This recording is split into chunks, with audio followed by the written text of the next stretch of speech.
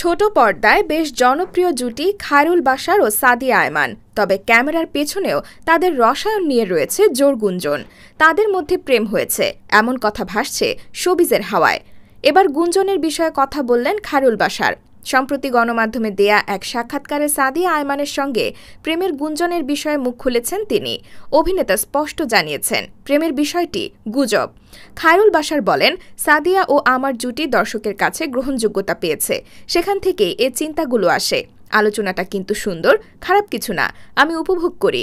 এ বিষয়ে অনেকবার কথা বলেছি, নতুন করে কিছু বলার নেই। গুঞ্জন তো গুঞ্জনই, এ ধরনের কথা আমিও শুনি। অভিনেত্রী সাদিয়ার সঙ্গে একাধিক নাটকে কাজ করেছেন খায়রুল বাশার।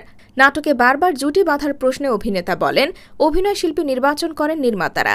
কাজটা কার সঙ্গে করছি তা আমার হাতে নেই। অভিনয়ের পাশাপাশি বিভিন্ন ইস্যুতেও কথা বলেন খায়রুল বাশার। বৈষম্য বিরোধী ছাত্র আন্দোলনের শিক্ষার্থীদের পক্ষে আওয়াজ তুলেছেন তিনি। সম্প্রতি বন্যায় ক্ষতিগ্রস্তদের মাঝেও ত্রাণ সহায়তা নিয়ে এগিয়ে গেছেন এই অভিনেতা।